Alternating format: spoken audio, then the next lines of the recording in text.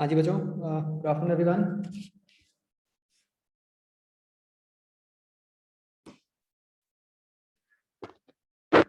Cameras क्यों of है सबके?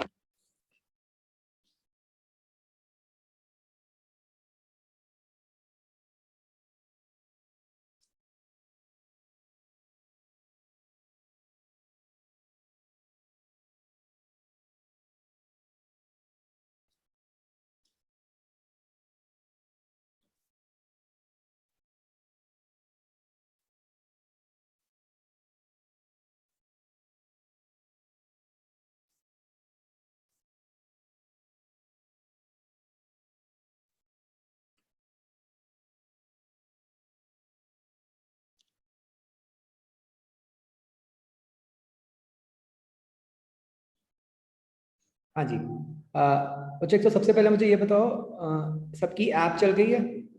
मतलब you can access content from there? Yes sir.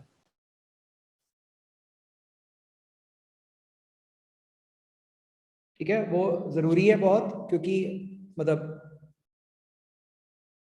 मेरी आवाज़ आ रही है बच्चों की नहीं? सर उसे हम ब्राउजर से एक्सेस नहीं कर सकते, लैपटॉप से सिर्फ फोन से कर सकते हैं। नहीं कर सकते हैं? सर उधर लिखा जाता है you can't access this from browser. नहीं नहीं, वो उस पे लिखा आता है जहाँ स्टडी मटेरियल है। Yes sir. तो इसीलिए वो जो स्टडी मटेरियल में कंटेंट था वो तो आपका अनाउंसमेंट्स में डलवा दिया ना। Okay sir.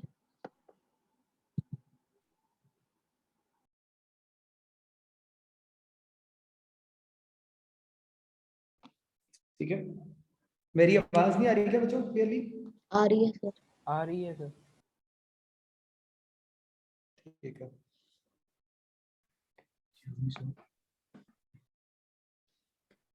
चलो बच्चों शुरू करते हैं आगे। ये हमने यहीं तक किया था ना लास्ट टाइम। अभी मैं होमवर्क डिस्कस करूंगा, पहले मैं एक बार कुछ एक दो क्वेश्चन सॉल्व करवा रहा हूँ। जो इसी क्वेश्चन तक किया था हमने लास्ट टाइम, या आगे किया था कुछ?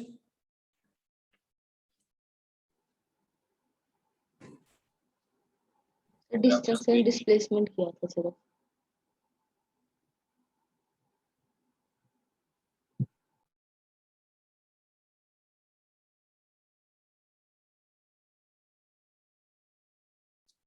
एक सेकंड।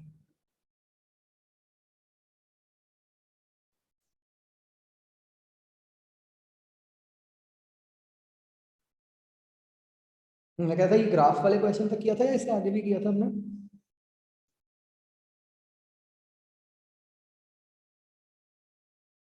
यहाँ तक किया था हमने, है ना? यस। ठीक है,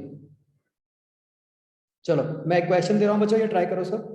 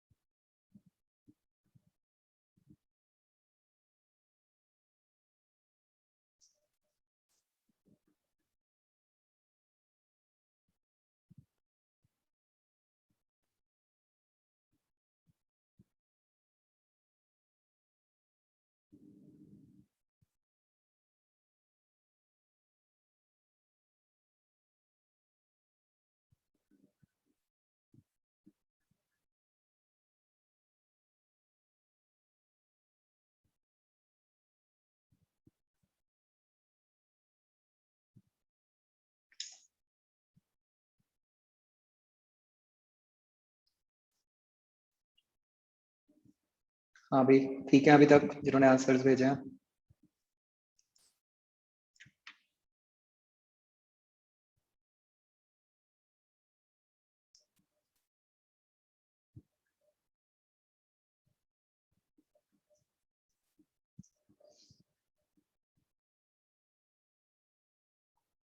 ठीक है कुणाल।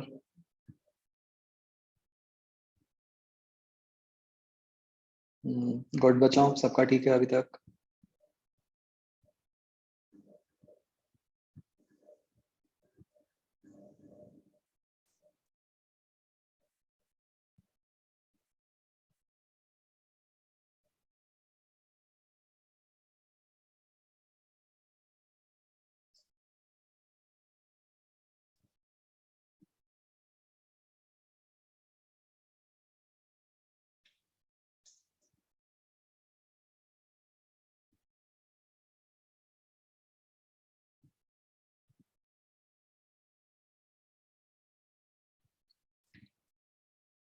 हाँ जी बच्चों, ये हो गया सबका क्वेश्चन? इसमें कोई डाउट तो नहीं है ना? इसका आंसर क्या आएगा बेसिकली? डिस्टेंस 12 आएगा। इसमें सिर्फ एक गलती हो सकती थी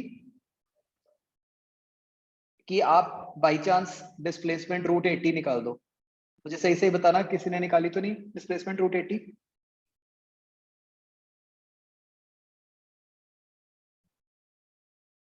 कोई भी है प्लीज आस्क, है ना? और लॉजिक क्या है इसमें कि मतलब जो गलती हो सकती है बच्चों, जिसका आगे ध्यान रखना कि नॉर्थ और वर्टिकली अपवर्ड दो अलग अलग डायरेक्शंस होती हैं। समझ रहे हो, है ना? Look at me carefully everyone. North क्या होता है बेसिकली? ऐसे हमारे से सामने की तरफ। और वर्टिकली अपवर्ड कैसे होता है? ऊपर। ठीक है, तो वो ड्रॉ करने में एक जैसा लगता है, but actually these are two perpendicular directions. Right? समझ रहे हो बच्चों ये सारे? तो इस केस में जो मतलब फिगर बनेगा वो इस तरह से बनेगा। राइट बच्चों, क्लियर है सबको? और इसको आप ऐसे भी सोच सकते हो कि इस तरह से बना लो, एक क्यूबॉइड की साइड्स, उससे और इजीली विजुलाइज हो जाता है। तो बेसिकली जो डिस्प्लेसमेंट है that is diagonal of cuboid, तो इसलिए इसका आंसर 5√2 आ जाता है। हाँ, इससे मुझे वो क्वेश्चन याद आ गया, एक शॉर्टेस्ट डिस्टेंस वाला, है ना? वो कराऊंगा मैं, जस्ट रिमाइंड मी अगेन, मैं डिस्कस कराऊंगा वो।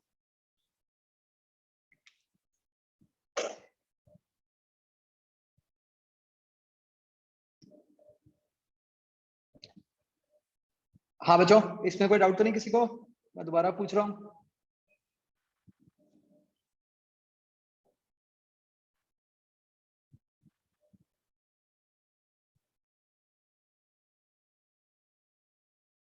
ओके, एक सेकंड बच्चों, मैं नेक्स्ट क्वेश्चन दे रहा हूँ।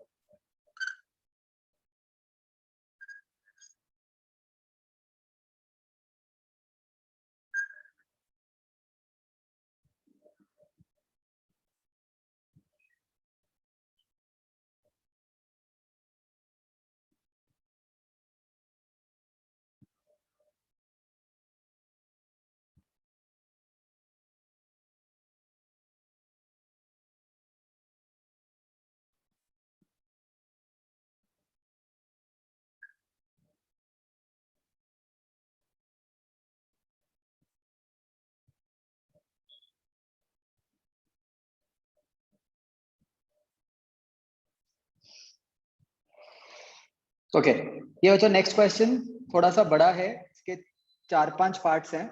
ठीक है, 5 पार्ट्स हैं बच्चों, तो मुझे 10 आंसर देने हैं आपने। मैं आपको एग्जैक्ट 15 मिनट दूंगा, सबके 10 के 10 आंसर ठीक होने चाहिए। ठीक है, बाद में कोई ये मत करा मुझे सर ये सिली मिस्टेक हो गई, वो सिली मिस्टेक हो गई। बिल्कुल सिंपल क्वेश्चन है, आप कर सकते हो, बट कोई जल्दबाजी मत करना आंसर देने में। ठीक है, और सारे आंसर ठीक होने चाहिए। चलो स्टार्ट।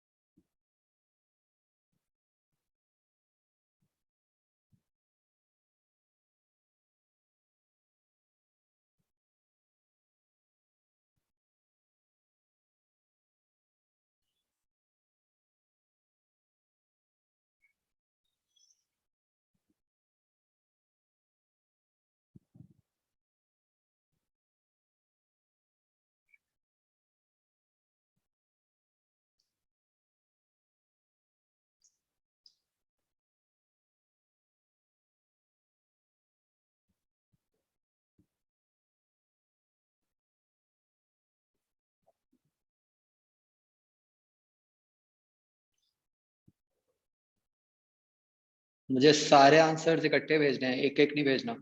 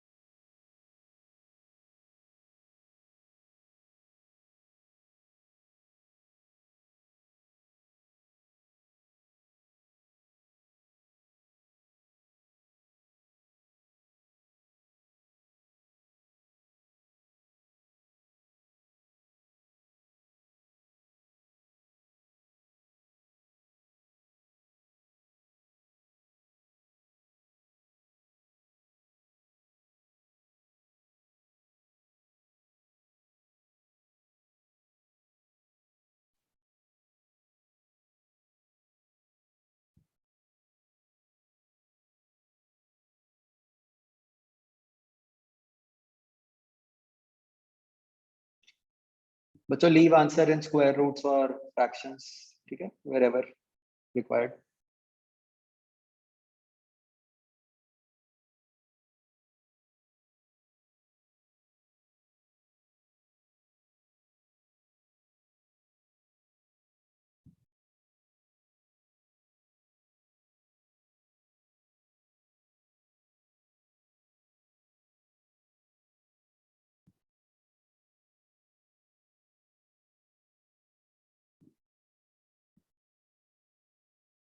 दैविक गलत है,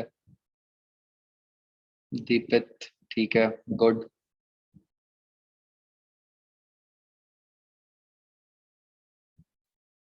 हर्षप्रीत गुड।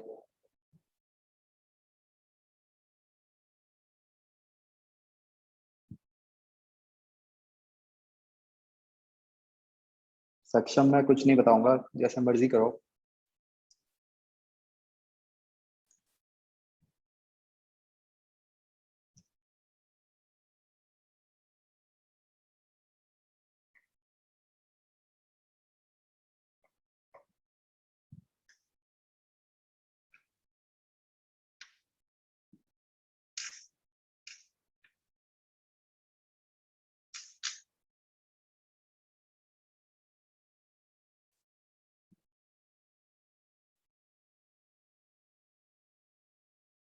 दैविक वही बात हो गई ना जो मैं कह रहा था कि जल्दबाजी में गलती कर दी।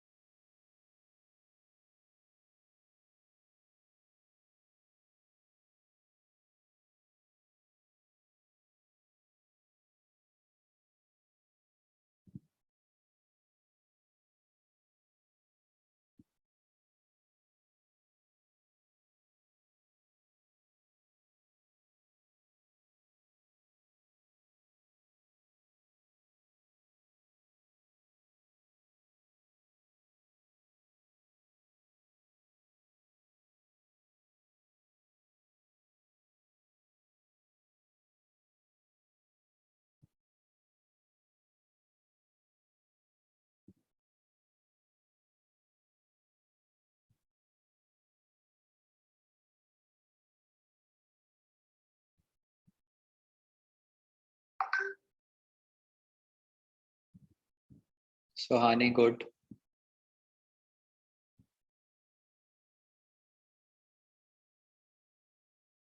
Kunal good.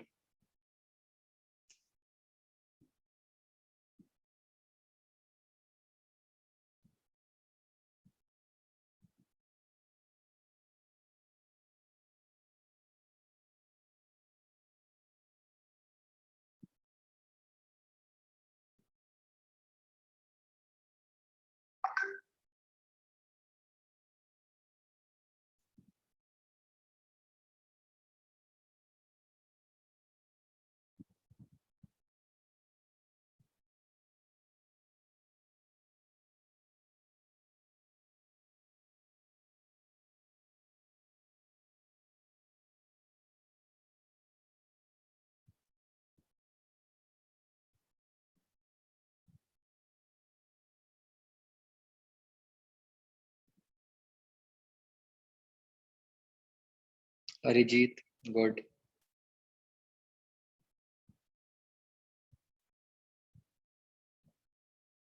Bhavik Garg good. Saumya Shekhar good. Ena good.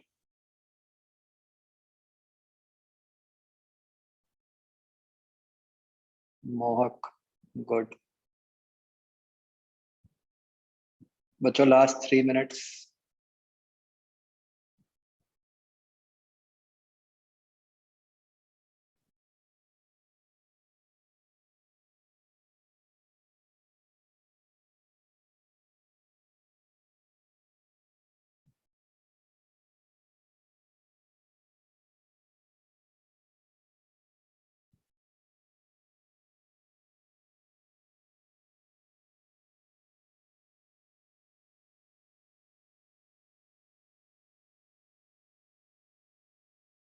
बच्चों आप ये आधे अधूरे आंसर्स क्यों भेज रहे हो?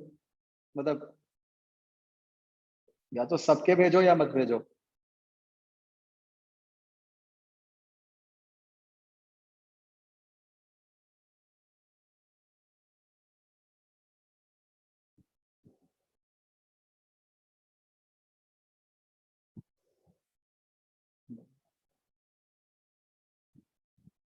वंशिका गुड।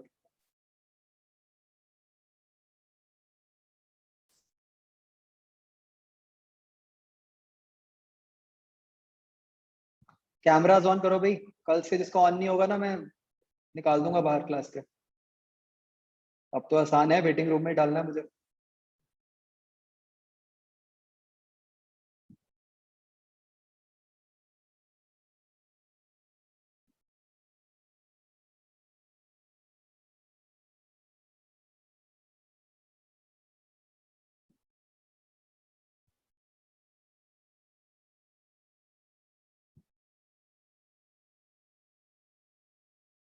अच्छा आपको पता ही होगा, अगर आप अपने रूम में कुछ नहीं दिखाना चाहते तो वो कुछ होता है ना, बैकग्राउंड सेट कर सकते हो आप, जिससे पीछे वाली कोई भी डिस्टरबेंस नहीं दिखती अगर कोई आ जा भी रहा है या कुछ भी है।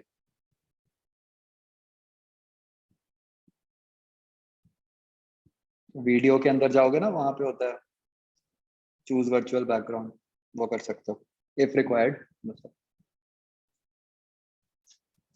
जैसा आयुष ने कोई तो हार पहना रखा है अपने आप को।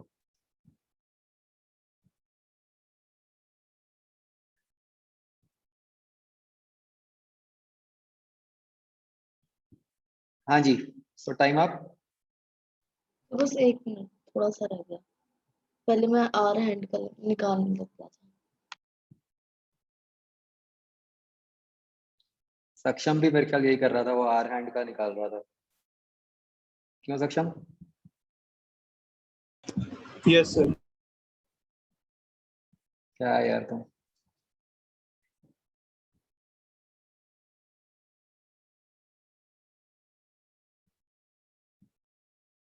भव्यम गलत है।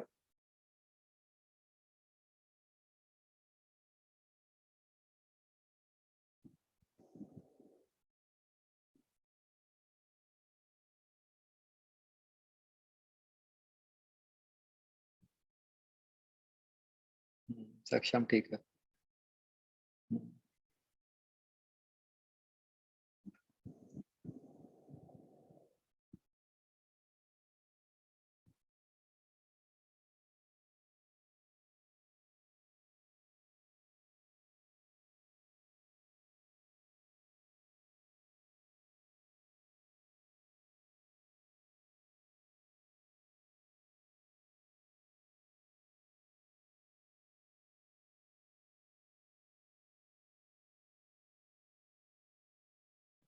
चलो बच्चों टाइम अप।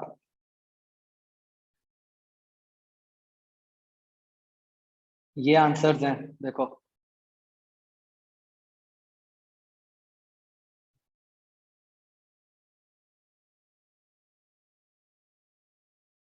राइट, सबसे पहले तो मुझे ये बताओ दैविक, आपको क्या जल्दी हुई थी कि आपने आंसर तो बहुत जल्दी दे दिया बट उस गलत था फिर एक पार्ट। यही तो मैंने बोला था ना बार बार कि टाइम लो और ठीक निकालो। तो जब आपके पास टाइम था यू शुड हैव चेक। क्या गेम किया आपने जल्दी बता के।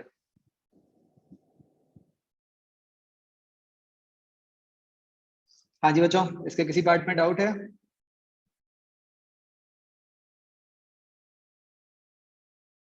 सर लास्ट पार्ट की। देखो जो थोड़ा बहुत डाउट अगर हो सकता है वो सी पार्ट और ई पार्ट में हो सकता है। ठीक है, तो सी पार्ट बच्चों आपको इस तरह से करना था। देखो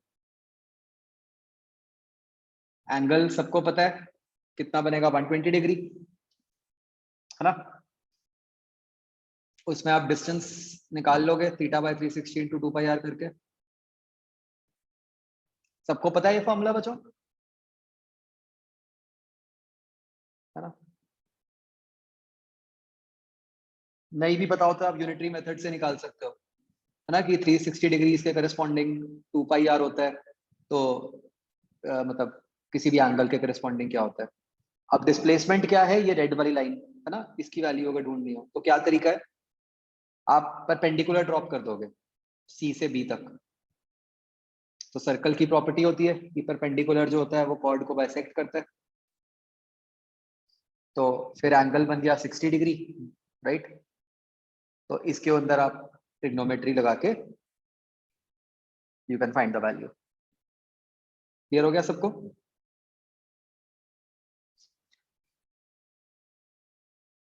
हाँ ऑफ कोर्स, आप मतलब कोसाइन रूल भी यूज कर सकते हो या कुछ और भी कर सकते हो, there can be obviously various veg.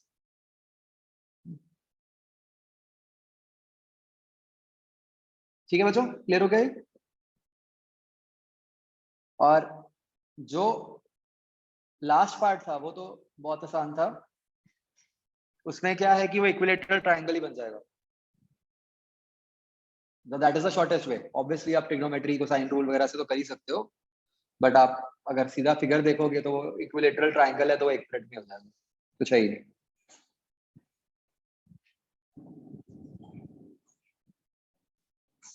हाँ जी, आगे समझ सबको?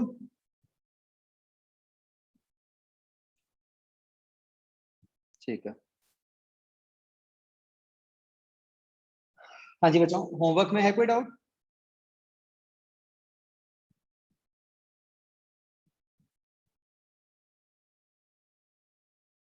वैसे तो बहुत सिंपल क्वेश्चन है, कुछ होना नहीं चाहिए, है ना, बट स्टिल कोई है तो बताओ, फिर मैं खोलता हूँ, अदरवाइज आगे बढ़ते हैं।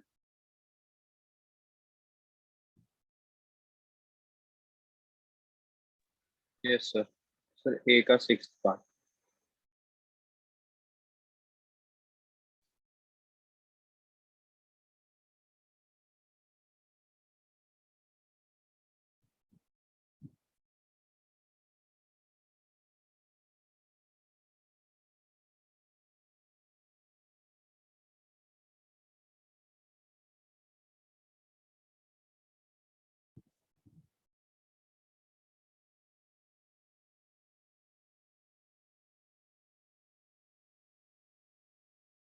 एक्सरसाइज 0 ए पार्ट बच्चों, एनी डाउट? तो इसमें जो तो 6th है वो क्यूबॉइड का डायगोनल बन गया, तो क्यूबॉइड का diagonal root of A square plus B square plus C square वो करना, ठीक है।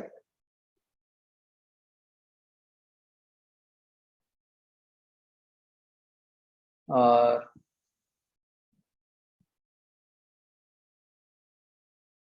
एक्सरसाइज 1 बच्चों, ए पार्ट।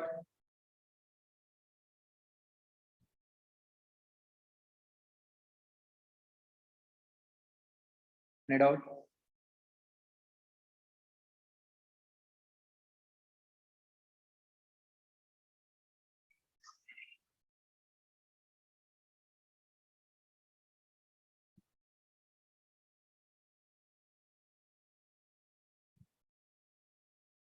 ठीक है बच्चों, नो डाउट्स?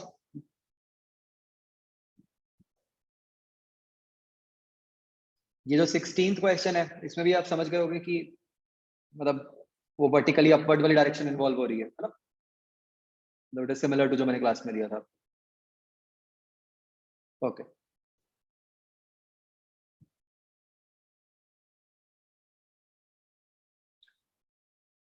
ओके बच्चों, डिस्टेंस डिस्प्लेसमेंट में लास्ट पॉइंट, बस एक मुझे सोच के बताओ कि किस केस में डिस्टेंस और डिस्प्लेसमेंट इक्वल होंगे।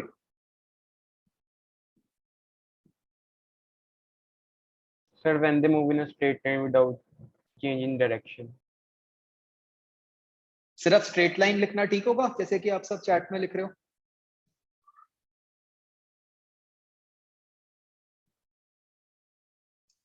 मतलब बच्चों ऑब्वियसली ट्रिवियल केस तो ये हो गया कि मूव ही नहीं किया तो डिस्टेंस डिस्प्लेसमेंट 0 हो गया। मैं बात कर रहा हूँ जब मूव कर रहा है तब।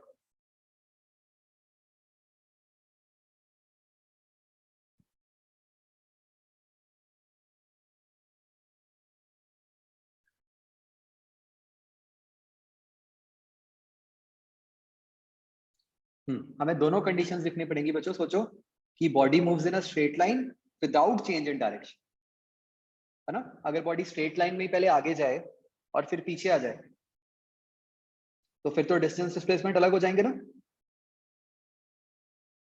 राइट? तो वी विल से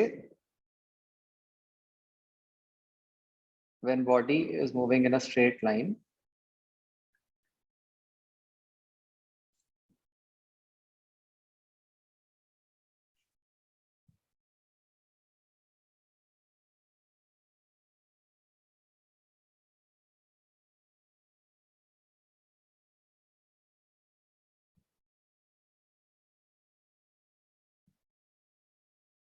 हाँ बिल्कुल ठीक कहा। इसको आप ऐसे भी लिख सकते थे कि अगर हम सिंपली इतना ही लिख देते कि body is moving without changing direction, है ना, तो अपने आप ही उसमें स्ट्रेट लाइन भी कवर होगी।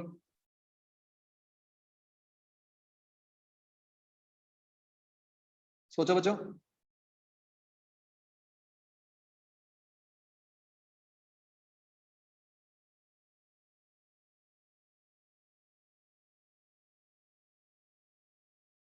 तो मेन बात क्या है ये कि डायरेक्शन चेंज नहीं होनी चाहिए। ओके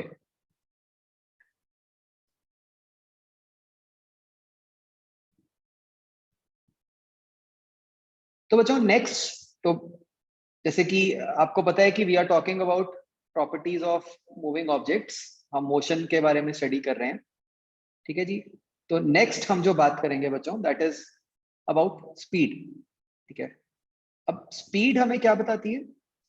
स्पीड हमें बताती है, जो हमारी पहली तो क्वांटिटीज थी डिस्टेंस डिस्प्लेसमेंट, वो हमें क्या बता रही थी कि बॉडी ने जब मूव कर लिया तो उसने कितनी पाथ लेंथ ट्रैवल की या फिर शॉर्टेस्ट पाथ क्या है, ठीक है।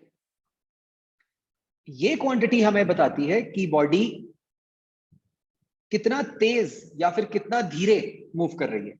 इन अदर वर्ड्स कि वो जो डिस्टेंस कवर कर रही है बॉडी, वो कितने टाइम में कर रही है, कितनी जल्दी कर रही है या कितना स्लो कर रही है, ठीक है ना। मतलब आप समझो बात कि दो अलग अलग बातें हैं। एक तो ये कहना कि एक बॉडी ने 10 मीटर ट्रैवल किया, एक ये कहना कि भाई 10 मीटर कितने टाइम में ट्रैवल किया, राइट। उससे क्या पता चलेगा हमें कि कोई बॉडी कितना स्लो या फास्ट मूव कर रही है। तो उस क्वांटिटी को हम कहते हैं speed. Speed is known as rate of change of distance with time.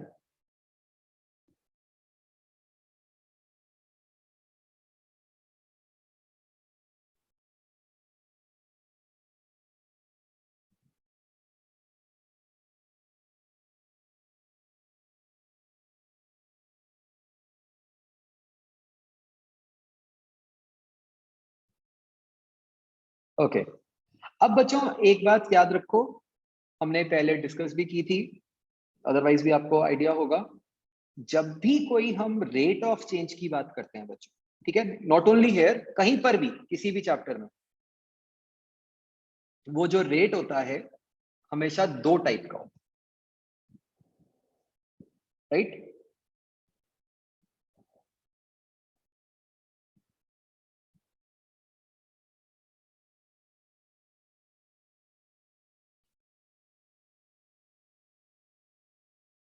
इसको बच्चों ऐसे याद रखोगे तो क्या होगा ना कि आपको हर जगह ऐसा लगेगा कि हाँ कि मतलब सेम चीज आ रही है, नहीं तो आपको हर चैप्टर में अलग अलग याद रखने पड़ेंगे कि ये रेट है ये रेट है। सिंपल बात कि every rate is always of two types, और वो दो टाइप्स होते क्या है बच्चों, बताओ।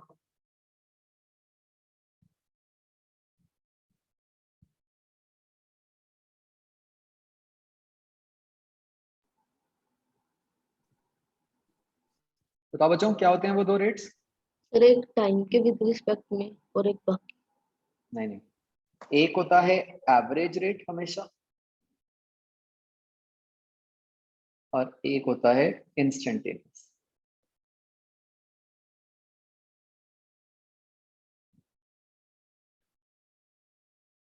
मुझे कोई इन दोनों में डिफरेंस समझाओ, एवरेज और इंस्टेंटेनियस में।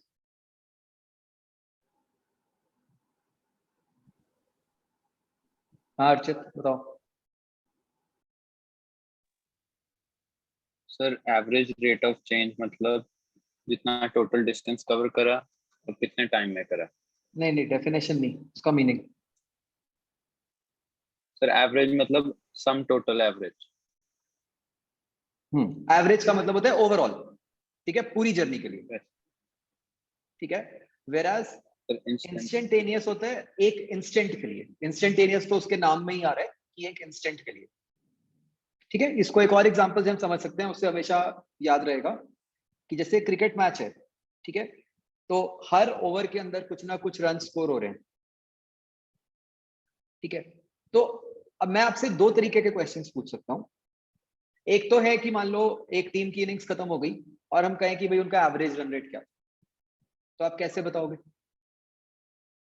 मान लो उन्होंने 20 ओवर में 120 रन बनाए,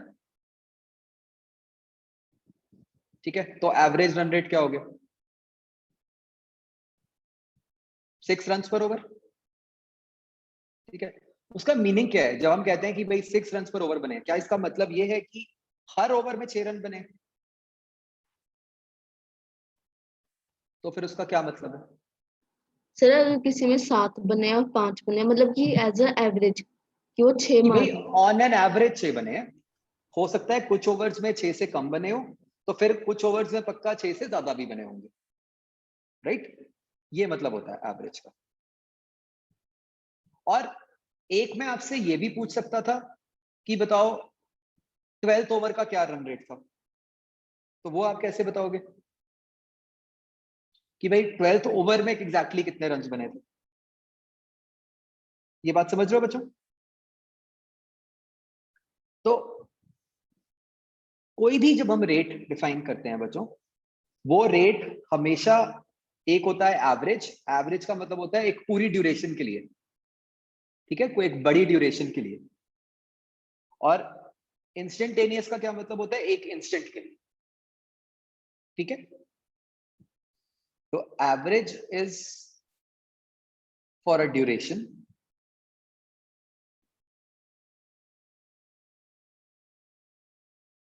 whereas instantaneous is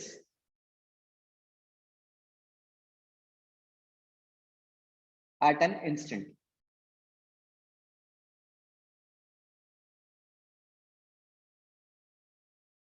ठीक है, सब इन दोनों क्वांटिटीज में फर्क समझते हो?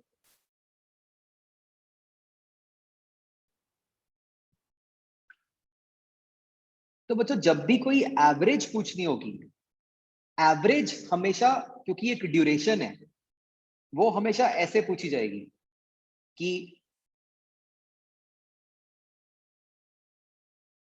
फॉर 1 आवर और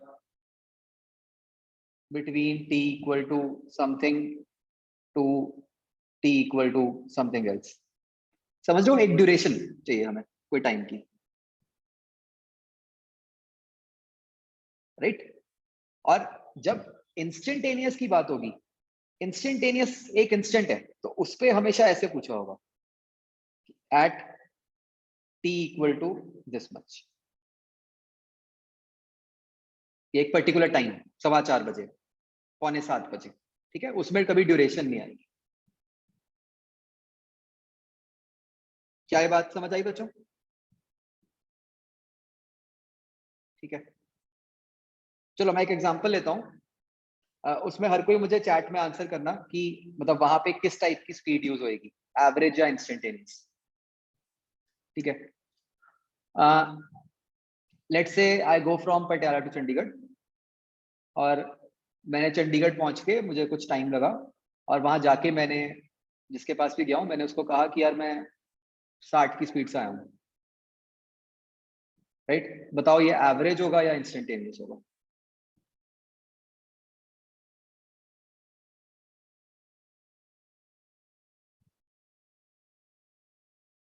सारे आंसर करो भाई।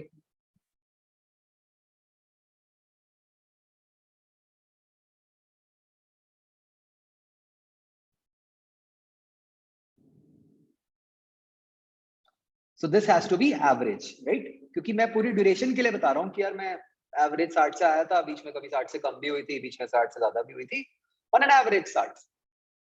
ठीक है, ओके।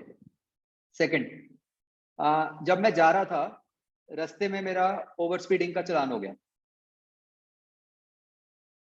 तो जो पुलिस वाला मेरा चालान करेगा वो किस स्पीड पे बेसिस पे करेगा, एवरेज या इंस्टेंटेनियस?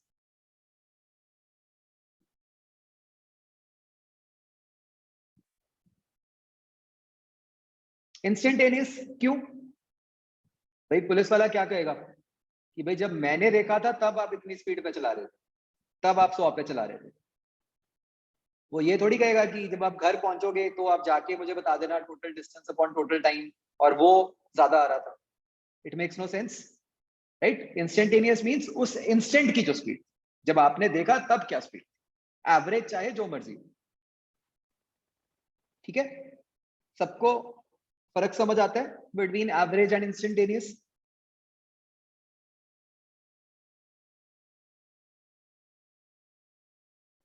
ओके।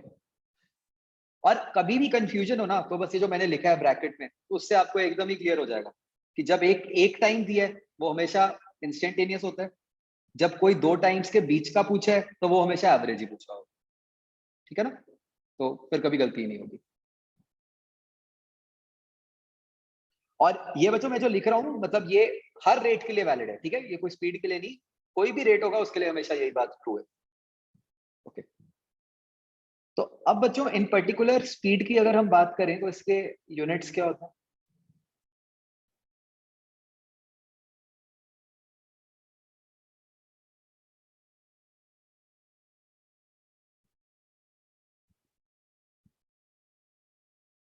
मीटर पर सेकंड और किलोमीटर पर आवर, राइट? तो आई बिलीव आपको कन्वर्ट करना भी आता ही है सबको, है ना? अगर हम 1 किलोमीटर पर आवर लिखें, इसको दूसरे यूनिट्स में लिख दो, 1000 मीटर ओवर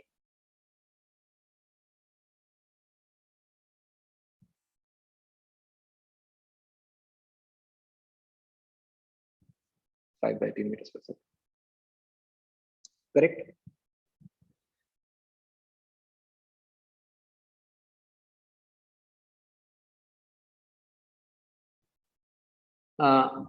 बच्चों स्पीड जो है वो स्केलर होनी चाहिए, वेक्टर होनी चाहिए?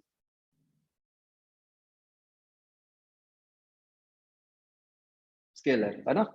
क्यों? क्योंकि वो डिस्टेंस पे डिपेंड करती है और डिस्टेंस स्केलर है।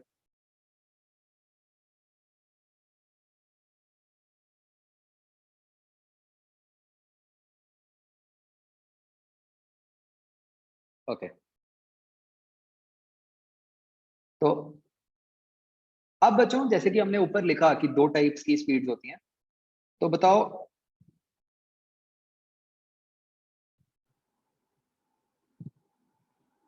एवरेज स्पीड क्या बन जाती है?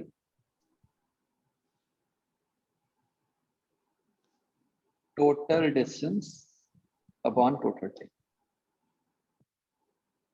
तो जिस भी ड्यूरेशन की बात की गई है आपसे, ठीक है, उस ड्यूरेशन में जितना भी डिस्टेंस ट्रैवल किया गया अपॉन जितना टाइम लगा, उससे हमारे पास एवरेज स्पीड निकल आती है।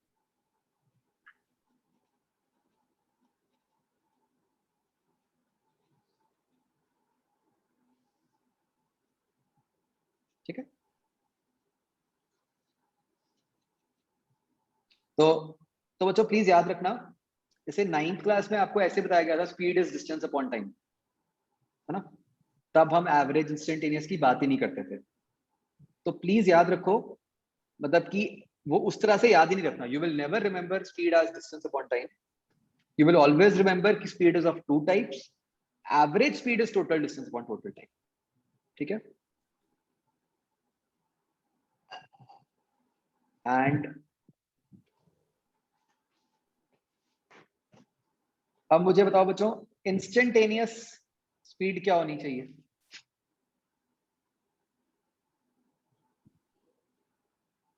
फ्रॉम नॉलेज ऑफ जो हमने बच्चों अभी स्टार्टिंग में पढ़ा था फेब में,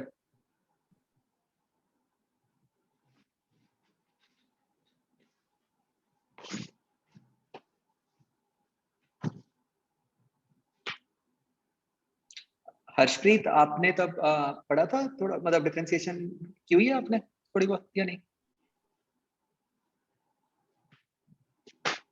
अच्छा, कोई बात नहीं, मैं अभी सिर्फ लिख रहा हूँ, ये अभी बाद में आएगा, आपको समझ आ जाएगा। तो बच्चों, आपको याद होगा हमने जब डिफरेंशिएशन की थी तो मैंने आपको कहा था कि उससे हमारे पास इंस्टेंटेनियस रेट आता है कोई भी, है ना? याद है हमने लिखा था ना कि dy by dx is instantaneous rate of change of y with respect to x, remember?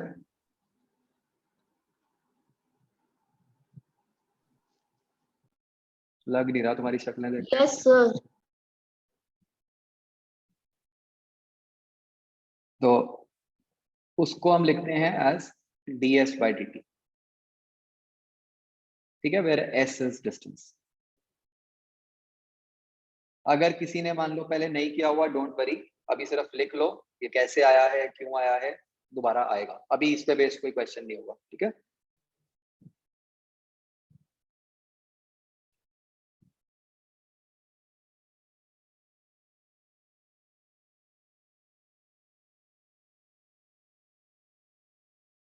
Okay, तो स्पीड में बच्चों इतना ही होता है, सिंपल सा है, इसके एग्जांपल्स करके देखते हैं।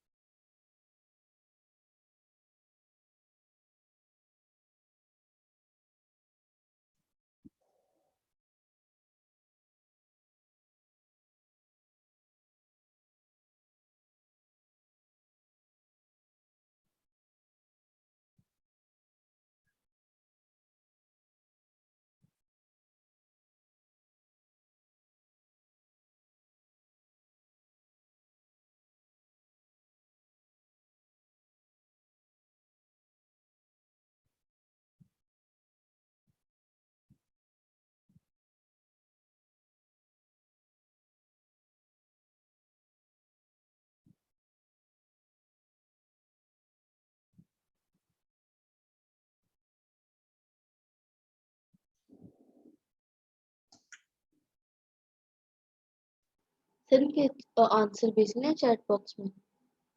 हाँ भेज दो। सेकंड क्वेश्चन में सम है, किसी ने पूछा। It is not same, it is सम।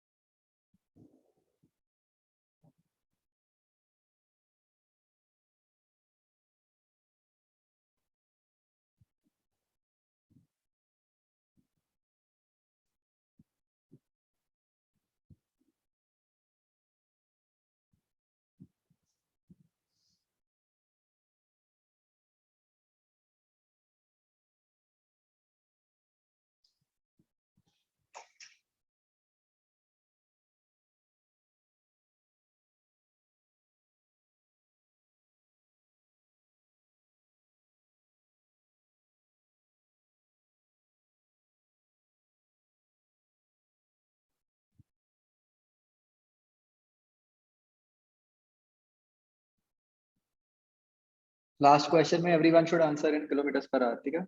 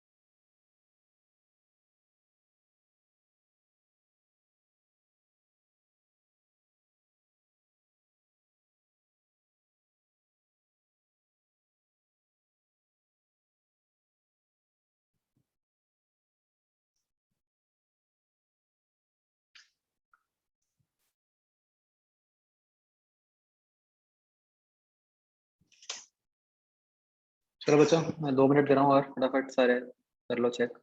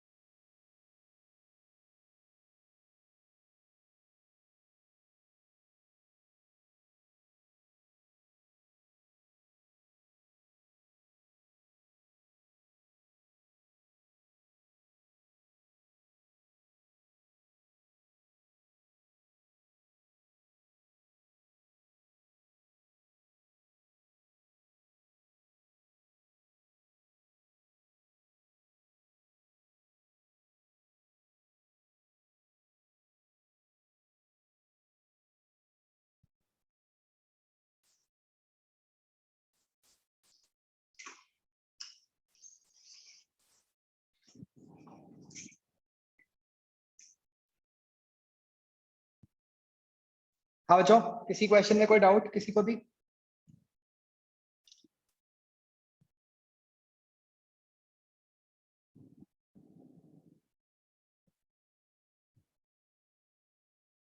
ठीक है तो वेरी सिंपल कंसेप्ट। और बेसिकली क्या होता है बच्चों, किसी भी क्वेश्चन में जिसमें आप डिस्टेंस ढूंढ सकते हो उस क्वेश्चन में आप स्पीड भी ढूंढ सकते हो, है ना। उसको टाइम से डिवाइड ही तो करना है ना। ये थर्ड फोर्थ क्वेश्चन में कोई डाउट तो नहीं है बच्चों कि मतलब कहाँ पे कौन सा आंसर आएगा?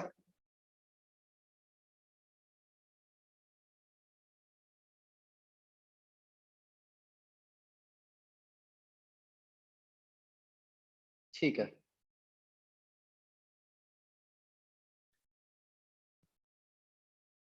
तो नेक्स्ट बच्चों जो कंसेप्ट आता है दैट इज वेलोसिटी।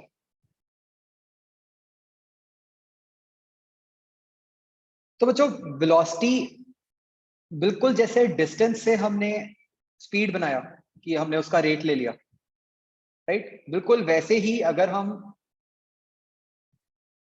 डिस्प्लेसमेंट का रेट ले लें तो वेलोसिटी बच जाती है। ठीक है और कोई फर्क नहीं है।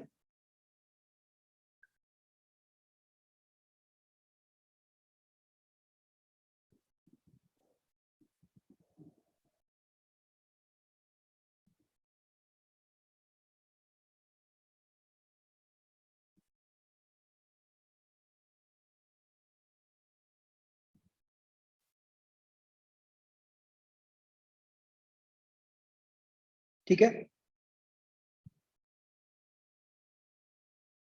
सब कुछ सेम है ना। बस फर्क क्या है, बस यहाँ पे हम ये बता रहे हैं कि टाइम के साथ डिस्प्लेसमेंट कितनी स्लो या फास्ट हो रही है। ठीक है तो अगेन अगर ये रेट है तो ये भी एवरेज और इंस्टेंटेनियस दोनों होंगे।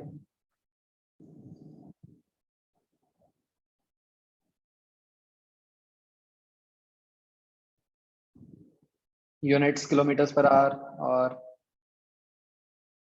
मीटर्स पर सेकंड होंगे। ठीक है अब ये एक वेक्टर क्वांटिटी होगी, है ना। क्यों? क्योंकि डिस्प्लेसमेंट पे डिपेंड कर रही है वेक्टर था। तो इसकी डायरेक्शन क्या होगी? मेंशन करेंगे साथ में बाय नहीं होएगी क्या वो डायरेक्शन, कैसे निकालो? डिस्प्लेसमेंट वाली डायरेक्शन है ना?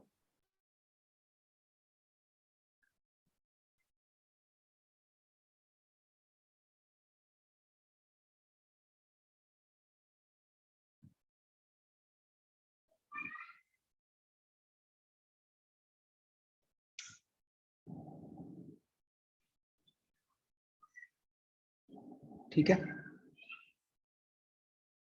तो यहां पर भी इंस्टेंटेनियस सॉरी एवरेज वेलोसिटी आप कैसे निकालोगे?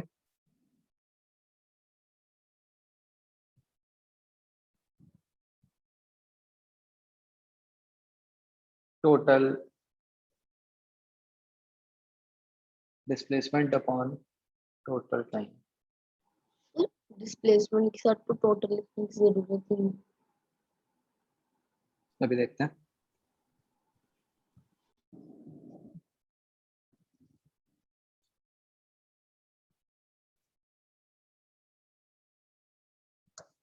ठीक है जी, और तो अगेन बच्चों, जैसे आप हर क्वेश्चन में अगर डिस्प्लेसमेंट ढूंढ सकते हो जैसे हमने पहले किए थे, तो उसको टाइम से डिवाइड करके आप वहां पे वेलोसिटी भी ढूंढ सकते हो, है ना? अच्छा, यहां पर भी by same logic instantaneous velocity का क्या फॉर्मूला बन जाएगा? ds/dt। मैं इसको s नहीं लिखता, बस x लिख देता हूं, जस्ट सो दैट मतलब ये x जो है वो डिस्प्लेसमेंट है, ठीक है? मतलब मैं s नहीं लिख रहा क्योंकि वो डिस्टेंस डिस्प्लेसमेंट को बस अलग करने के लिए।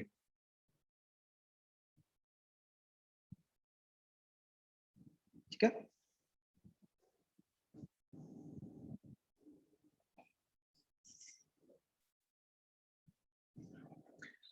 अब बच्चों ये बात आती है कि इंस्टेंटेनियस वेलोसिटी की डायरेक्शन कैसे निकालेंगे हम? एवरेज वेलोसिटी की डायरेक्शन तो चलो सेम हो गई डिस्प्लेसमेंट वाली, ठीक है? यहां फिर से लिख देते हैं कि direction same as displacement.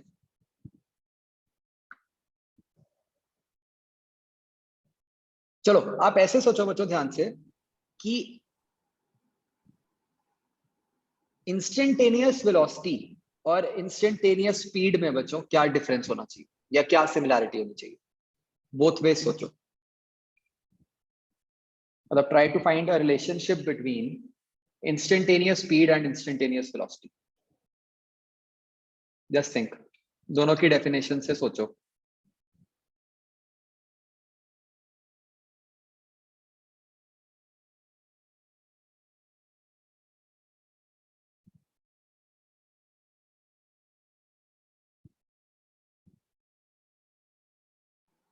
Sir जो सर वेलोसिटी वेक्टर क्वांटिटी इसलिए थी ना क्योंकि डिस्प्लेसमेंट था वेक्टर। हाँ सर yes. इधर सर इंस्टेंटेनियस के अंदर तो डिस्प्लेसमेंट का कोई काम ही नहीं, क्योंकि हम तो बस उस इंस्टेंट की देखना चाहते हैं ना, आगे की ना पीछे की। तो कोई तो डायरेक्शन तो होनी नहीं चाहिए इंस्टेंटेनियस की। और सोचो।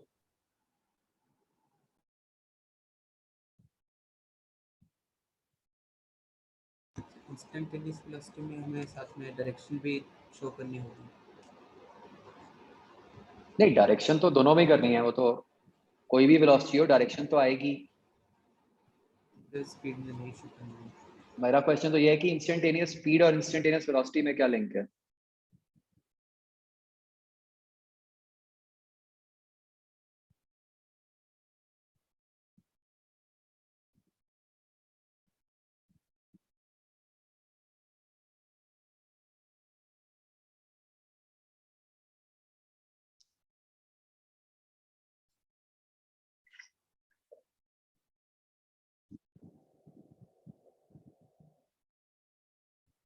तो देखो बच्चों क्या है भाई, इंस्टेंटेनियस स्पीड का क्या मतलब है? एक बहुत छोटे से टाइम में डिस्टेंस अपॉन वो छोटा सा टाइम है ना, बहुत ही छोटे से टाइम में जो भी डिस्टेंस ट्रैवल हुआ अपॉन वो टाइम, है ना। मतलब इसमें मतलब ये नहीं कि हमें ये पता होना चाहिए कि ये ds by dt क्या होता है, बेसिक मीनिंग बस कि इंस्टेंटेनियस का मतलब यही है ना कि एक इंस्टेंट के अंदर जितना भी उसने डिस्टेंस ट्रैवल किया होगा अपॉन वो टाइम। लाइकवाइज इंस्टेंटेनियस वेलोसिटी का क्या मतलब होगा कि एक इंस्टेंट के अंदर जो भी डिस्प्लेसमेंट हुई होगी अपॉन टाइम। ठीक है, ये सब मानते हो। आज हमने ये भी लिखा कि भाई डिस्टेंस और डिस्प्लेसमेंट में फर्क कब आता है, जब बॉडी डायरेक्शन चेंज करती है। करेक्ट। अब जब हम टाइम ले ही एक इंस्टेंट रहे हैं, राइट, तो उस इंस्टेंट में तो बॉडी डायरेक्शन चेंज ही नहीं कर पाएगी। क्या ये सोच पा रहे हो बच्चों? मतलब आप सोचो कि जैसे एक इंस्टेंट है, ठीक है, मैंने ध्यान से देखना, मतलब मैंने दिखा दिया कि बॉडी ने इतना मूव किया, ठीक है, तो ये है ही इतना छोटा सा कि इसमें डिस्टेंस और डिस्प्लेसमेंट में कोई फर्क ही नहीं होगा। डिस्टेंस और डिस्प्लेसमेंट में फर्क तो जब कुछ बड़ा सा पाथ होगा तब जाके आएगा ना।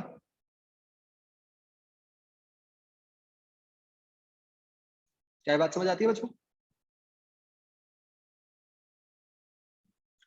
तो हम ये कह सकते हैं कि भाई एक इंस्टेंट के अंदर डिस्टेंस और डिस्प्लेसमेंट के अंदर तो भाई कोई फर्क ही नहीं आ पाएगा, राइट।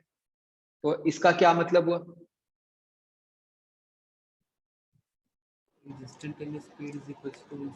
इसका मतलब जो न्यूमेरिकल वैल्यू आएगी, जो मैग्नीट्यूड आएगा, वो इंस्टेंटेनियस स्पीड और इंस्टेंटेनियस वेलोसिटी का सेम आएगा।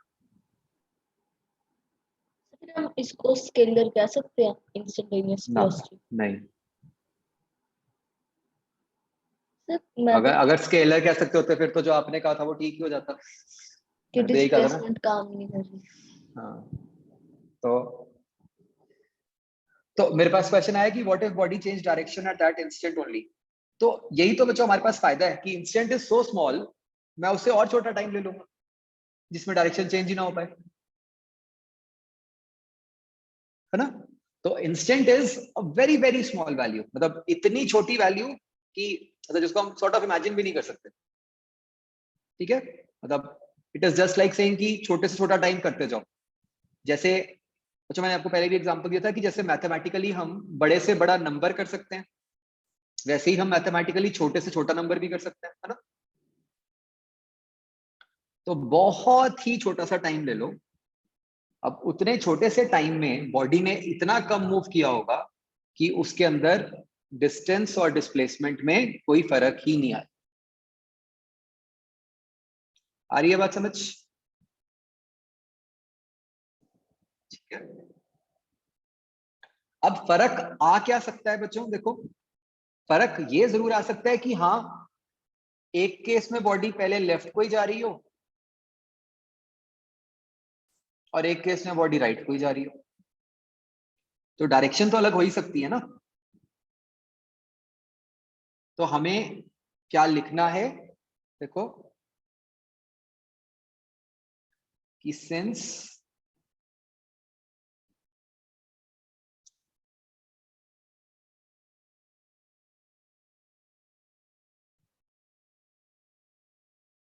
for an instant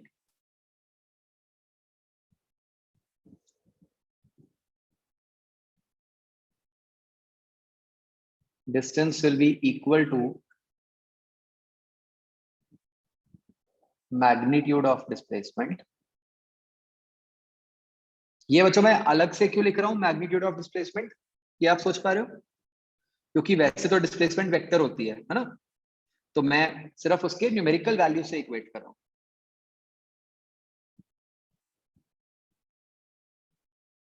तो जो instantaneous speed is always equal to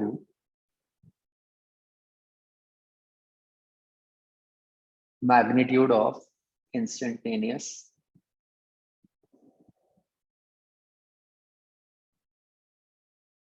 velocity.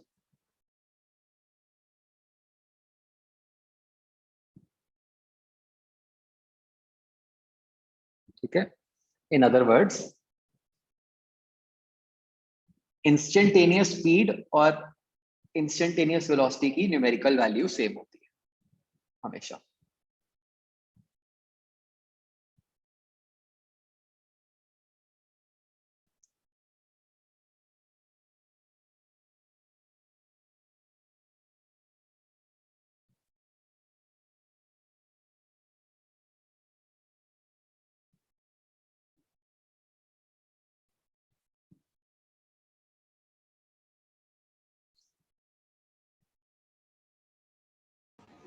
Yes, तो एक बहुत ही वैलिड डाउट है कि भाई फिर फर्क क्या है इन दोनों में, तो ध्यान से सोच के बताओ सर इन दोनों में फर्क क्या होगा। सर अगर वो वाली बॉडी नीचे जा रही है फिर लेफ्ट को जा रही है तो साथ में माइनस आएगा। तो मतलब फर्क ये है कि जो इंस्टेंटेनियस वेलोसिटी है वो साथ में डायरेक्शन भी बताएगी। ठीक है, मतलब इंस्टेंटेनियस स्पीड तो सिर्फ ये बताएगी कि भाई आप फॉर एग्जांपल 50 मीटर पर सेकंड से जा रहे हो। इंस्टेंटेनियस वेलोसिटी ये बताएगी कि आप 50 मीटर पर सेकंड से नॉर्थ को जा रहे हो या लेफ्ट को जा रहे हो या व्हाटएवर। तो इंस्टेंटेनियस वेलोसिटी क्योंकि वो वेक्टर क्वांटिटी है तो वो हमें एक एक्स्ट्रा इंफॉर्मेशन दे देती है जो कि क्या है, डायरेक्शन। ये बात समझ आती है बच्चों? तो मतलब आप ऐसे कह सकते हो कि जो इंस्टेंटेनियस वेलोसिटी होती है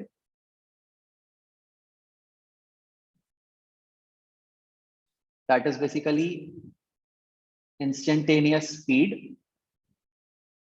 प्लस डायरेक्शन,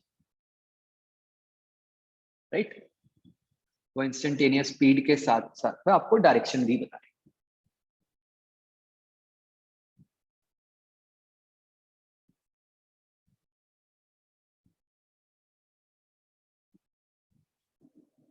आया ये समझ बच्चों सबको?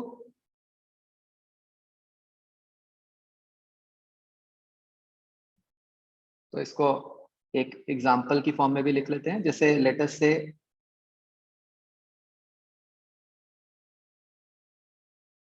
एक कार है जो ऐसे जा रही है 5 मीटर पर सेकंड से। ठीक है, तो जब तो आप इसकी इंस्टेंटेनियस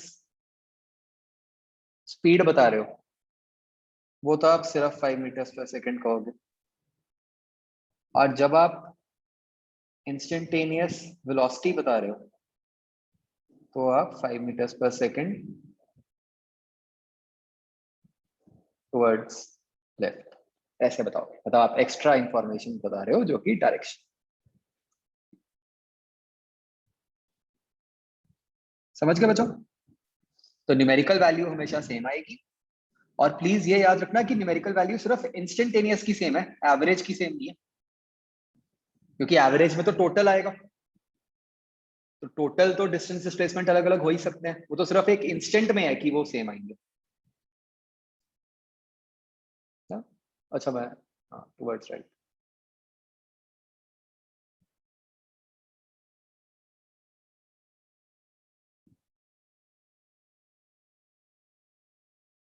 ऐसे एक और भी लिख लेते हैं कि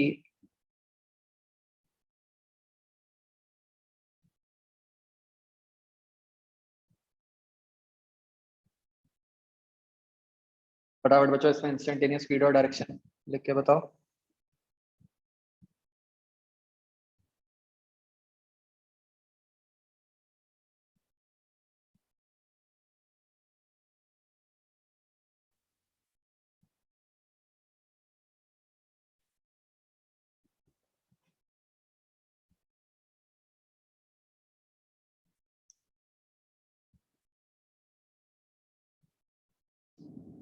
ठीक है जी, बिल्कुल सिंपल है ना। इंस्टेंटेनियस स्पीड में सिर्फ 10 आएगा, इंस्टेंटेनियस वेलोसिटी आप दो तरीके से लिख सकते हो, -10 मीटर्स पर सेकंड और 10 meters per second towards left. Correct?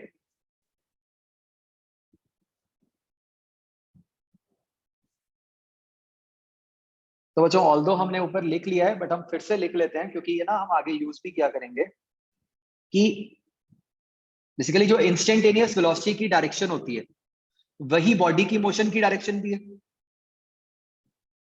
ना, एक ही बात है दोनों।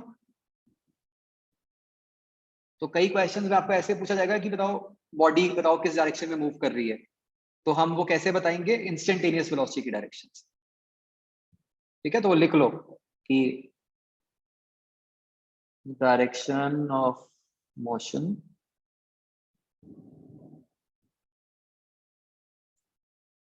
of a body is found out using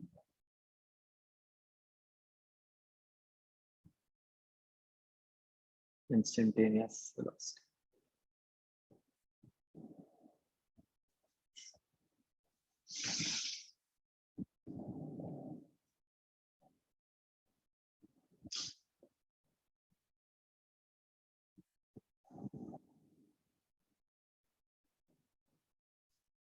आगे समझ बच्चों सबको? ओके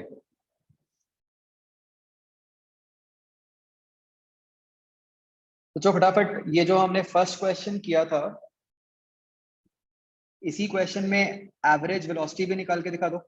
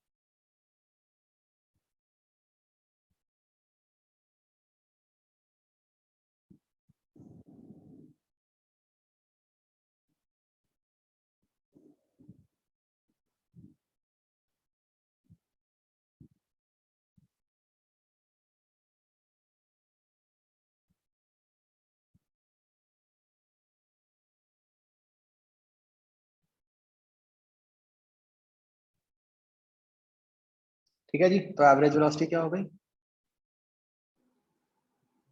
√116/8 मीटर्स पर सेकंड। बच्चों अगेन ये वेक्टर है तो साथ में डायरेक्शन भी बतानी है। ठीक है, आई एम अज्यूमिंग आप चैट में बता नहीं पाए, इसमें भी आपको जैसे मैंने लास्ट क्लास में बताया था ऐसे साथ में एरो दिखाना होगा, राइट? या आप एंगल निकाल ही सकते हो, है ना।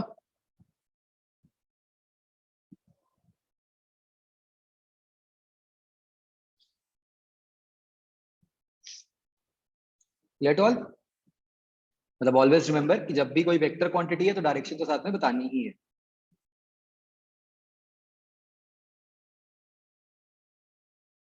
ठीक है ना बच्चों, आगे समझ। ओके अब बच्चों आपका जो होमवर्क है दैट इज एक्सरसाइज 01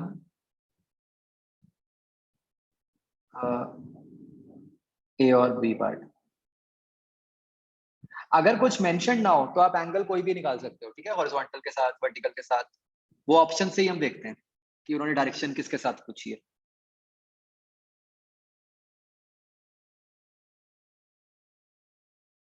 नहीं नहीं ए तो हो गया था पहले, बी और सी पार्ट्स।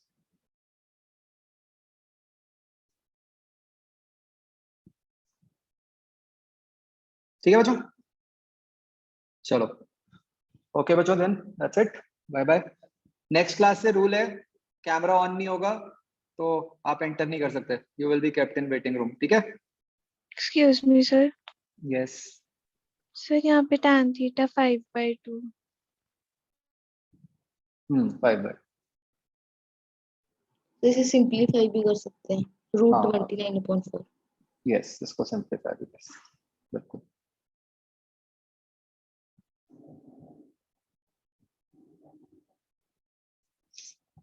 ठीक है बच्चों, चलो okay then, bye. Thank you sir.